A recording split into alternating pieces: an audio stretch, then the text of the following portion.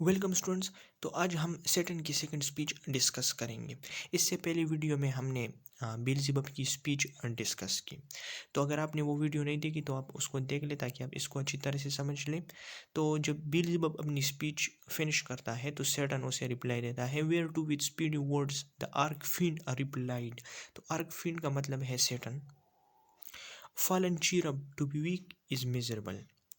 तो चीरअप जो है तो चीरअप एंजल को कहते हैं। तो सैटर्न बील्ज़ेबब को कहता है कि कमज़ोर होना जो है तो ये काफ़ी अफसोसनाक है। डूइंग और suffering but of this be sure. तो डूइंग और सफरिंग, तो बेसिकली ये बील्ज़ेबब को उस बात का जवाब दे रहा है कि जब बील्ज़ेबब ने कहा कि अब हमारे पास और कोई रास्ता नहीं है, हम तो या गॉड के लिए काम करेंगे या हम जो है तो सफ़र करेंगे। तो सैटर्न उसे कहता है कि कमज़ोर होना जो है तो ये अफसोसनाक है या ये मिजरेबल है, डूइंग और सफरिंग, लेकिन ये यकीन रखो। फिर वो उसे कहते हैं कि but of this be sure to do aught to good never will be our task. कि अच्छाई करना यह हमारा काम नहीं होगा या हम आज के बाद अच्छाई नहीं करेंगे। But ever to do ill our sole delight, लेकिन हमें खुशी तब मिलेगी जब हम कोई बुरा काम करेंगे। As being the contrary to his high will whom we resist, और हम वो काम करेंगे जो कि ऑपोजिट होगा, कॉन्ट्ररी उसके खिलाफ होगा। किसके? गॉड के। To his high will whom we resist, जिसकी हम मुखालिफत करते हैं। If then his providence out of our evil seek to bring forth good. कि अगर गॉड चाहता है कि वो हमारे जो बुराई है उससे कोई अच्छाई निकाले, our labour must be to pervert that end. लेकिन वो कह रहे हैं कि हम स्ट्रगल करेंगे, हम कोशिश करेंगे। टू परवर्ट का मतलब है करप्ट करना, ख़राब करना। दैट एंड यानी कि उसके रिजल्ट को। And out of good still to find means of evil. तो सैटर्न कहता है कि हमारा ये काम होगा कि हम जो है तो अच्छाई से भी बुराई निकालें, विच ऑफन टाइम्स मे सक्सीड सो एज परहैप्स शल ग्रीव हिम। और फिर वो कह रहे हैं कि जब हम सक्सीड होंगे तो ये जो है तो गॉड को जो है तो परेशान करेगा। इफ़ आई फेल नॉट, और अगर मैं फेल नहीं होऊंगा, and disturb his inmost counsel from their distant aim, और मैं जो है तो गॉड के जो गाइडेंस है या उसके जो ऑर्डर्स हैं फ्रॉम देयर डिस्टेंट एम, अगर मैं उसको परेशान करने में या उसको ख़राब करने में कामयाब हो जाऊँ, but see the angry victor has recalled. फिर वो उसे कहता है कि देखो, द एंग्री विक्टर यानी कि God has recalled his minister of vengeance and pursuit back to the gates of heaven. तो बेसिकली गॉड ने जो है तो इनके पीछे मिनिस्टर्स भेजे होते हैं या एंजल्स भेजे होते हैं इनके साथ। जब इनको गॉड हेवन से थ्रो करता है हेल में, तो गॉड उनको वापस बुला लेता है।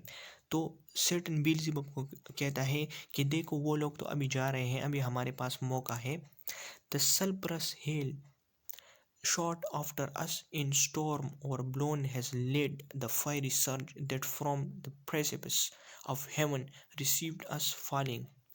फिर वो से कहता है कि जो सल्फरस हेल थी, यानी कि जो सल्फर हम पर गिराई गई थी, जिसने आग को भड़काया, फ्रॉम द प्रेसिपिस जो कि ऊंचाई से गिराई गई थी हम पे, ऑफ हेवन, वो भी अब जो है तो अब वो भी थम गई है, वो भी स्टॉप हो गई है।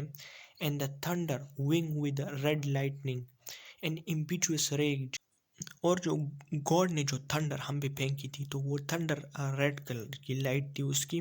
एंड इम्पिचुअस रेज, और उसने इम्पिचुअस का मतलब है हार्श, और रे का मतलब है गुस्सा। यानी कि जो थंडर हमारे पीछे थी काफ़ी ज़्यादा गुस्से में या हार्श, यानी जो थंडर हमारे पीछे थी काफ़ी ज़्यादा गुस्से में। Perhaps has spend his shaft and ceases now to bellow through the vast and boundless deep. यानी कि जो थंडर थी उसकी लाइट भी जो है तो वो ख़त्म हो गई थी और वो रुक गई थी। टू बिलाउ, बिलाउ का मतलब है आवाज़ करना या शोर मचाना, यानी कि थंडर जब गरजती है तो वो आवाज़ जो पैदा करती है, to bellow to the vast bounds deep, यानी कि वो जो है तो अब वो रुक गई है। Let us not slip the occasion whether scorn or satiate fury yield it from our four.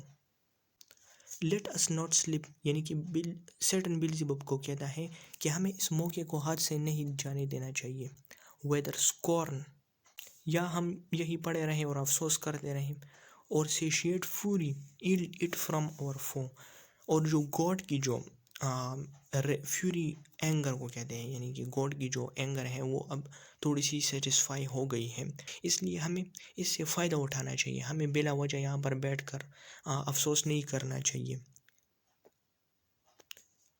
C the yon dreary plain, forlorn and wild, the sea of dissolution, void of light.